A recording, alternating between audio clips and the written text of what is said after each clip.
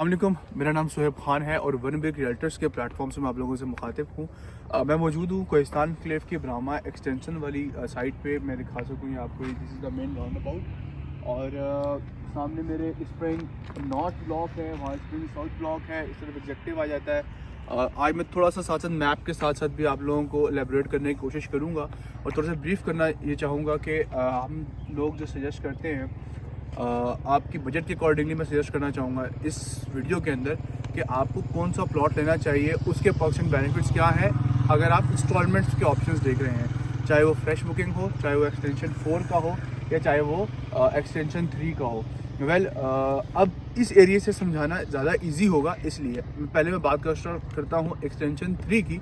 Extension 3 में देखें जो प्लॉट्स थे वो अलॉट भी हो चुके हुए हैं और वो कंसिडर किया जाता है आपका ऑलमोस्ट कैश का, क्योंकि पोजीशन के चार्जेस रह गए, बाकी चार्जेस हो चुके हैं। जिसमें मोस्टली अलॉटमेंट हुई है प्रीसेंट 6 की, जिसमें मोस्टली इसमें आई ब्लॉक प्रीसेंट 6 आ जाता है, उसके बाद आ जाता है आपका जे ब्लॉक में कुछ प्लॉट्स आ जाते हैं, उसके बाद के ब्लॉक में आ जाता है। के ब्लॉक में मोस्टली 7.2 मरला है, तो ये उसकी फर्दर लोकेशन है। बिल्कुल यहीं से ओवरसीज़ ब्लॉक है, ओवरसीज़ ब्लॉक के आगे जो है के ब्लॉक है, देन आगे जे ब्लॉक है।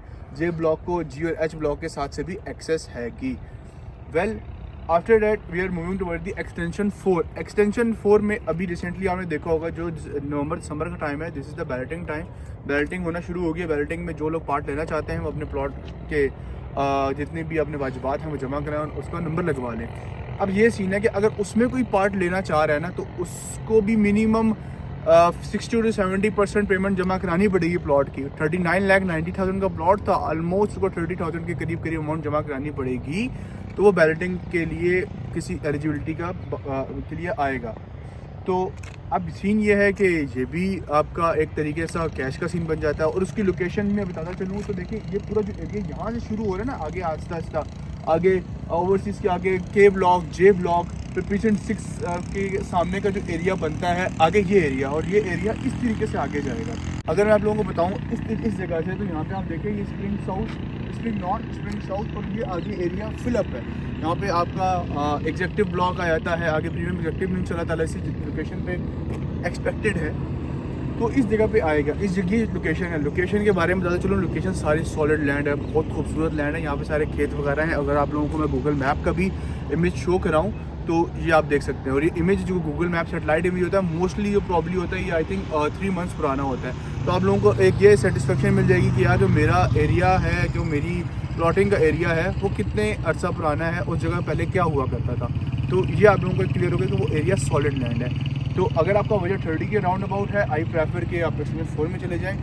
वेयर एज आप लोग जो है इस तरह अब अभी मूव करें एक्सटेंशन जो न्यू बुकिंग आई है, फ्रेश बुकिंग है, फ्रेश बुकिंग की तरफ पार्ट लेना चाहते हैं। अगर आपका बजट लेस देन 1 मिलियन है, 5 मरला आपका सिर्फ 6 लाख की डाउन पेमेंट है, 6 लाख की डाउन पेमेंट करें, उससे कंटिन्यू करें। उसके बाद अगर आपने 7 मरला लेना है, 8.5 लाख की डाउन पेमेंट है, उससे कंटिन्यू करें। 4 साल का पेमेंट प्लान होगा, उसके साथ साथ चलते रहें। अच्छी अपॉर्चुनिटी है फॉर द वन जो अभी से स्टार्ट ले रहे हैं और अपने लिए देख रहे हैं कि यार एक अच्छा जो है एसेट बन जाएगा, तो एक बेहतरीन ऑप्शन है।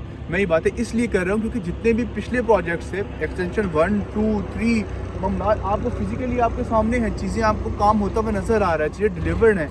और कोहिस्तान इनक्लेव जैसी सोसाइटी जो आपको हर चीज़ें जो प्लॉट हैंड ओवर कर रही है, वो आपको प्लॉट तब दे रही है जब जहाँ पे सीवरेज कंप्लीट है, जहाँ पे लैंप्स लग चुके हैं, रोड ऑपरेशनल है, एसफॉल्ट डला हुआ है, हर चीज़ टॉप ऑफ द लाइन आएगी, तब आप रेडी टू कंस्ट्रक्ट घर बना सकते हैं। तो I think this is the best opportunity so for. हम रेजिडेंशियल पॉइंट ऑफ व्यू से भी देखें और हम लोग इन्वेस्टमेंट पॉइंट ऑफ व्यू से भी देखें, तो जो इसका overall geographical point of view से इसकी जो लोकेशन है, हर चीज़ टॉप नॉच है। तो अभी मेंशन पे आप तय करें, आप कोई फर्दर डिटेल्स लेना चाहते हैं या कोई कंसल्टेशन लेना चाहते हैं या कोई डिसीजन मेकिंग में प्रॉब्लम आ रही है कि कहाँ इन्वेस्टमेंट करूँ, क्या प्रॉब्लम है, कौन सी इन्वेस्टमेंट मेरी भी स्टक हुई है, तो I am here to facilitate you. वही मेंशन पे आता करके डेट्स